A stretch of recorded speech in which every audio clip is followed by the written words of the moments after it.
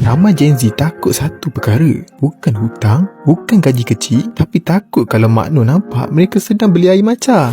Nama penuh beliau Muhammad Noor bin Zakaria atau lebih dikenali sebagai Mak Noh. Beliau sebenarnya seorang saintis makmal perubatan. Pada awalnya, Mak Noh tidak menghasilkan konten berkaitan kewangan. Video pertama yang membuatkan beliau viral ialah ketika menasihati orang ramai supaya tidak melakukan polymerase chain reaction PCR terlalu banyak kali apabila dinyakiti COVID-19. Selepas itu, beliau juga pernah berkongsi tentang kesihatan sperma lelaki, satu topik yang berkait rapat dengan bidang pekerjaannya. Namun baru-baru ini, nama Mak Noh mula menjadi perhatian apabila beliau menegur cara Gen Z berbelanja dengan trademark beliau yang sering disebut janji. Apa yang membuatkan Mak Noh berbeza ialah cara dia menyampaikan mesej. Dia tidak bercakap seperti pakar kewangan di seminar mahal. Sebaliknya, dia bercakap seperti abang yang terus terang menegur adik. Dengan gaya santai dan kadang-kadang kelakar, cara penyampaiannya mudah diterima oleh generasi muda seperti Gen Z. Contohnya membeli air maca setiap hari dan berbelanja hanya untuk nampak hebat di media sosial. Kerana tegurannya yang viral itu, ramai Gen Z mula sedar, sampai ada yang bergurau mengatakan mereka takut berkongsi gaya hidup di media sosial. Takut Mak Noh nampak. Kadang-kadang teguran itu bukan susah untuk diterima,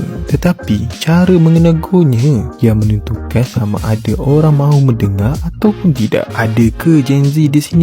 Hadirkan diri anda di ruang komen.